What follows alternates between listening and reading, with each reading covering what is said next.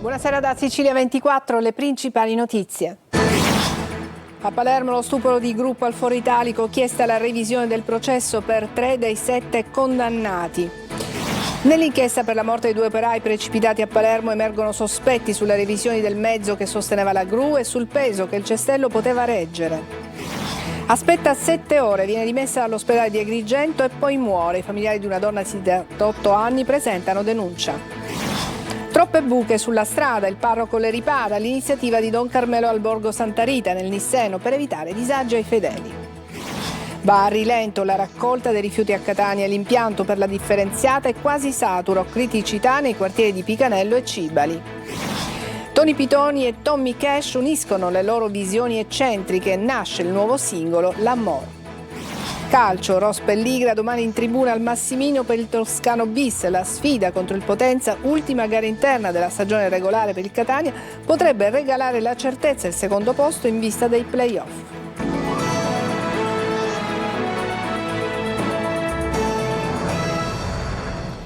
Bentrovati, il processo per lo stupro di gruppo al Foro Italico di Palermo è da rifare. Ne sono convinti gli avvocati dei 7 ragazzi condannati per la violenza sessuale. I difensori dei primi 3 condannati hanno già presentato istanza di revisione del processo, ma la prossima settimana arriveranno analoghe domande da tutti gli altri legali. Manlio Viola. Ammette che il rapporto di gruppo inizialmente era consenziente e ritiene che la punizione inflitta ai suoi 7 stupratori sia eccessiva. Sono 2 passaggi di una telefonata fra Asia Vitale, la vittima allora 17enne dello stupro di gruppo del Foro Italico di Palermo, e il podcaster Gioacchino Gargano. Una telefonata privata risalente all'estate del 2025, ma che Gargano rese nota.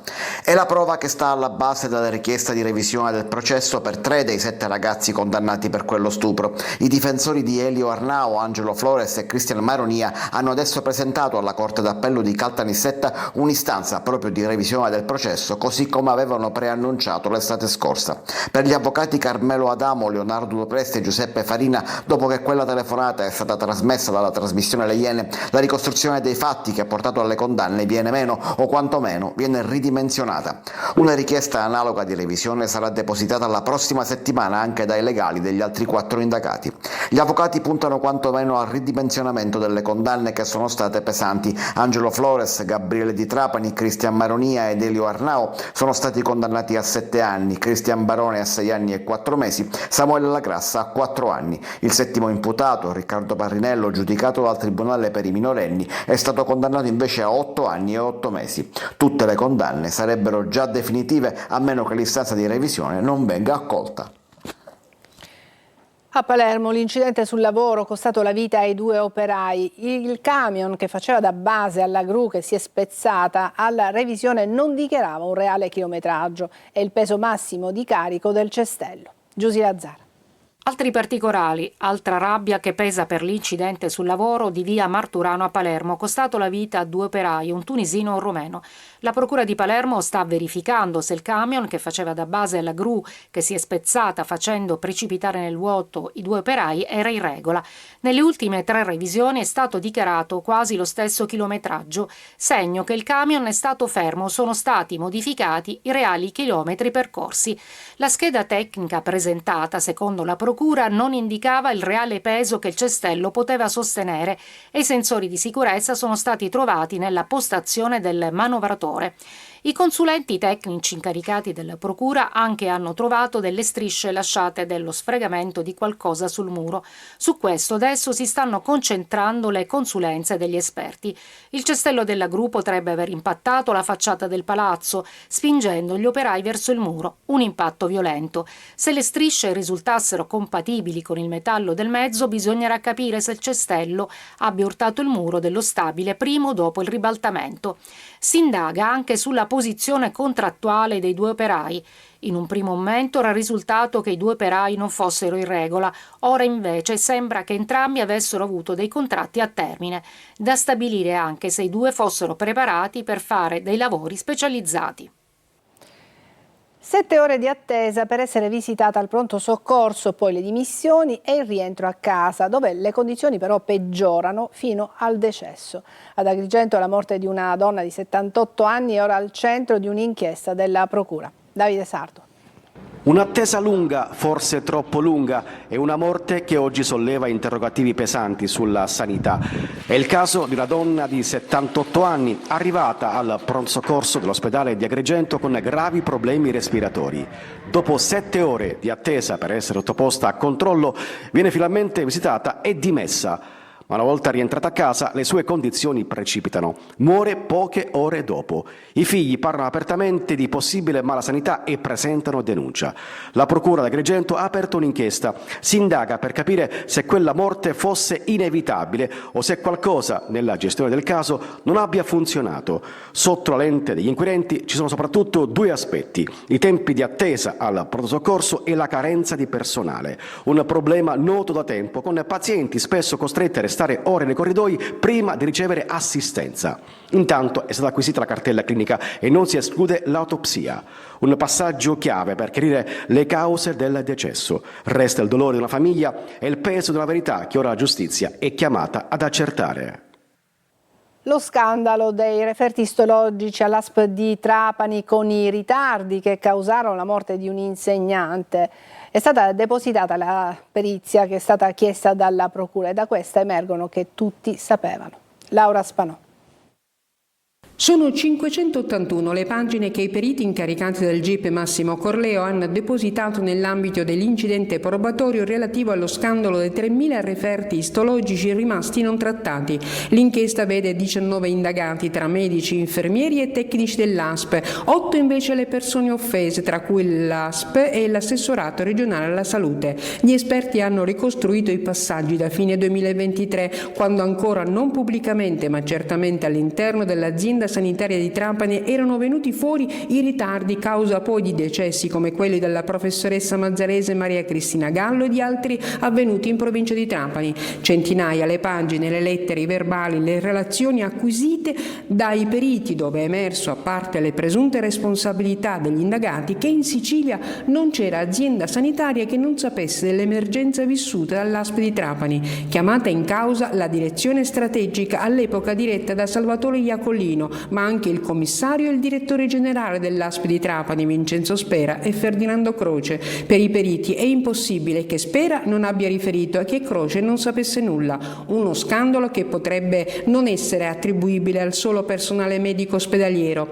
Ieri l'udienza è servita solo a prendere atto del deposito della perizia, riprenderà invece i primi di maggio.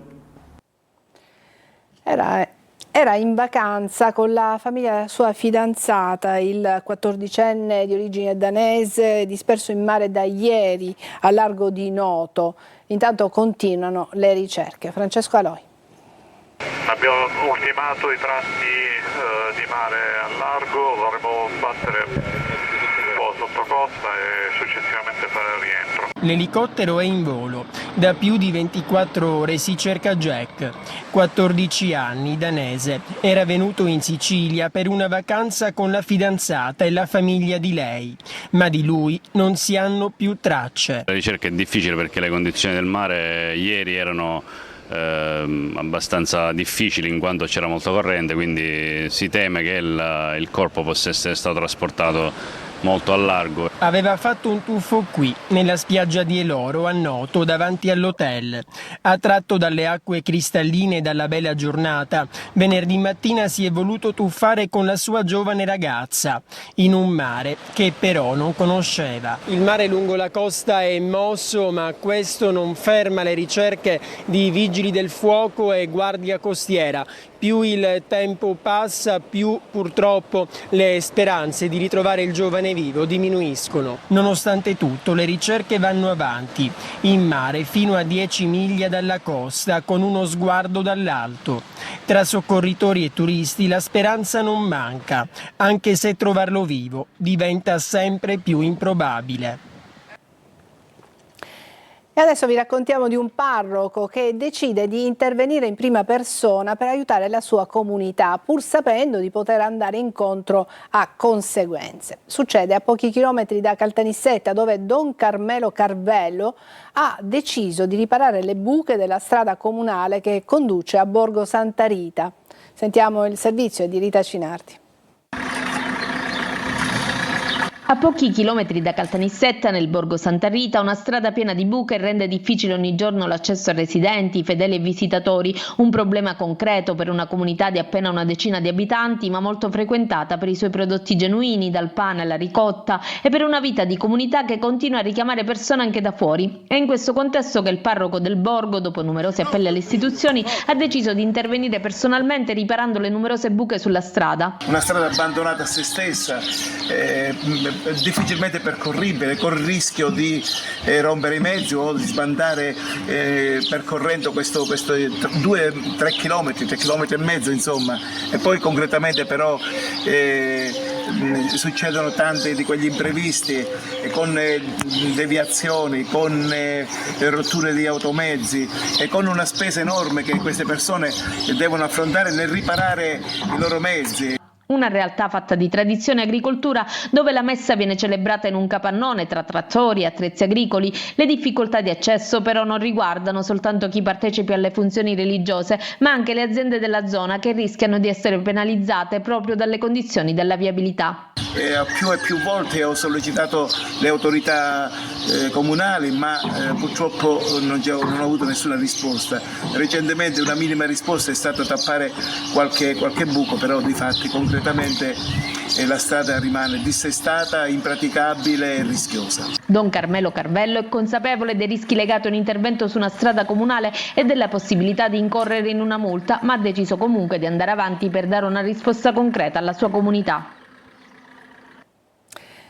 E l'assessore comunale ai lavori pubblici di Caltanissetta incontrerà Don Carmelo Carvello. Il parroco, che come abbiamo visto e sentito, ha deciso di intervenire personalmente per riparare le buche della strada comunale che conduce al borgo di Santa Rita, a pochi chilometri dal capoluogo nisseno. E adesso andiamo invece a Catania per parlarvi della piaga dei rifiuti, raccolta a rilento per la quasi saturazione dell'impianto. Degli autocompattatori sono in attesa di conferire a Coda Volpe. L'assessore all'ecologia pesce dice criticità a Picanello e Cibali. Tonino De Mano. Autocompattatori incolonnati ed in attesa di entrare nell'impianto di Coda Volpe, gestito da Sicula Trasporti, quasi saturo. L'indifferenziato che si accumula all'umido, la raccolta nell'800 che va in crisi, con il sindaco Trantino che intanto si cautela con l'impianto di Termini Imerese. Ancora una volta Catania è ostaggio del fragile sistema dei rifiuti, un'emergenza senza fine per una città con la Tari più alta d'Italia e con la raccolta differenziata che non supera il 35%.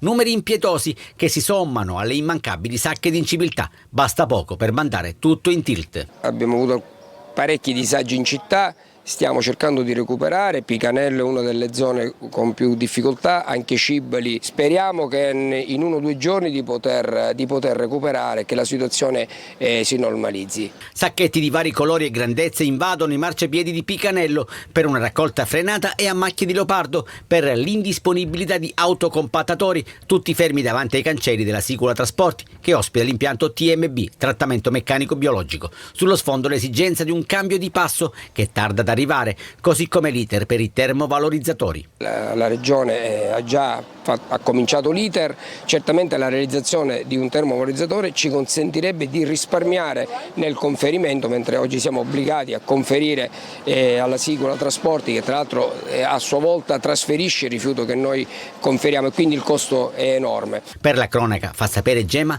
al momento nessun autocompattatore è stato inviato a Termini Imerese.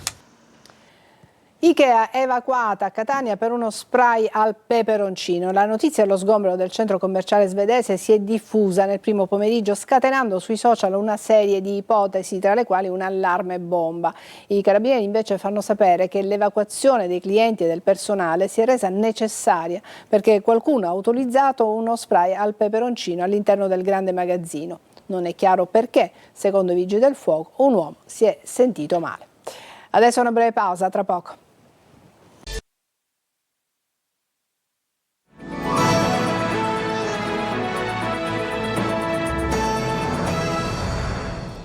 rete per catturare la plastica che inquina i fiumi e poi arriverebbe in mare. A Scicli, alla foce del fiume Erminio, installata la terza barriera antirifiuti. Sentiamo Veronica Barbarino.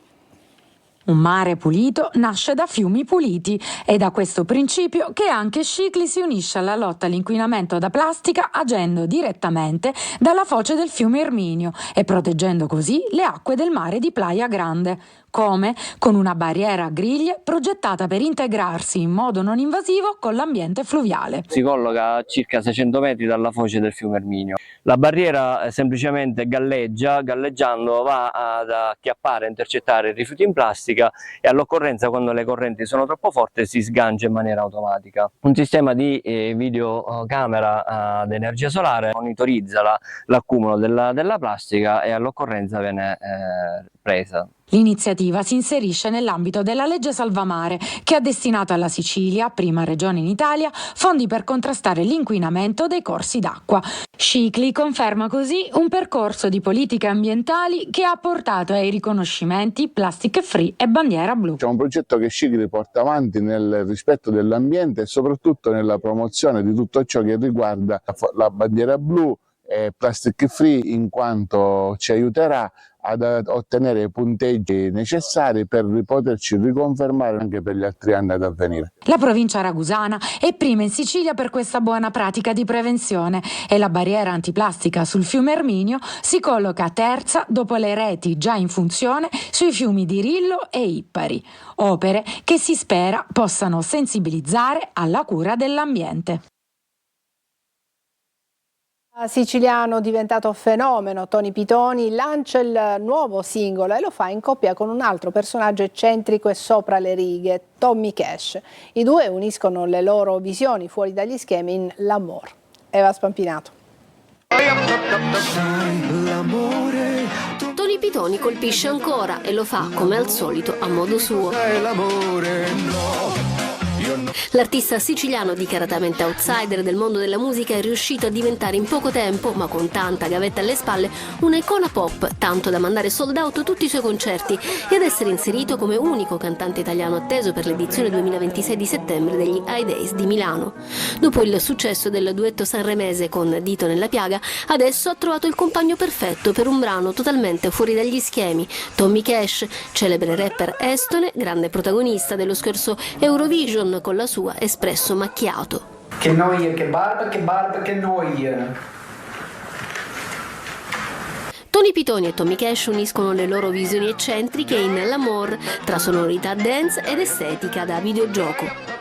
Sai l'amore, Tommaso insegnami ad amare l'amore, dimmi così. Il loro incontro artistico diventa un'esperienza pop totale, ironica e fuori controllo. Al centro del brano c'è una domanda irrisolta: cosa significa davvero amare? L'amor non dà risposte, ma racconta un sentimento confuso e sfuggente. Sopra il pelo quando apri il portafoglio.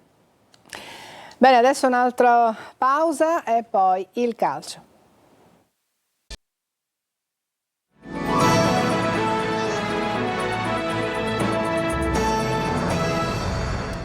Eccoci al calcio, vittoria casalinga del Palermo che al Barbera ha sconfitto il Cesena per 2-0 grazie a una doppietta di Poyampalo.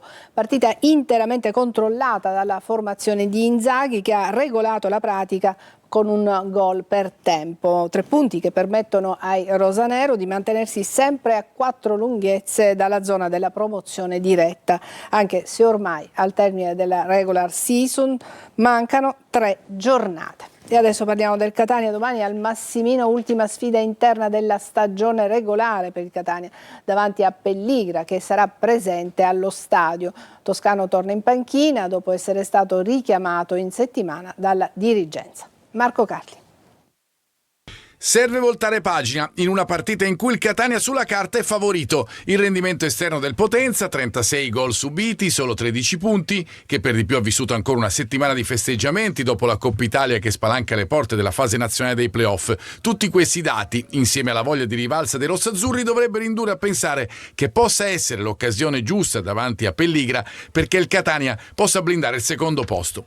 La squadra di Giorgio ha comunque principi solidi. La vittoria in Coppa ne è una dimostrazione evidente. I principi che, dopo 2 sconfitte consecutive, deve riacquisire il Catania, che torna alla difesa 3 e ai dettami conosciuti di Toscano. La settimana è stata vissuta fra chiarimenti e rivoluzioni in panchina e nella dirigenza, con l'allontanamento di Viali e Pastore. Ora Toscano dovrà ricompattare il gruppo e preparare al meglio i play-off, per i quali saranno disponibili anche Rolfini e Casasola, assenti col Potenza. Il secondo sarà sostituito da Raimo, favorito su D'Ausilio, mentre Toscano torna ovviamente alla difesa 3, alla mediana con i 2 esterni, a sinistra torna Donnarumma, rientra Jimenez, ballottaggio Cicerelli, Bruzzaniti, in attacco nel ruolo di prima punta si candida anche Forte. Catania-Potenza sarà seguita da Telecolor con diretta stadio, collegamento a partire dalle 20, poi a fine gara le interviste al tecnico rossazzurro e ai protagonisti in campo.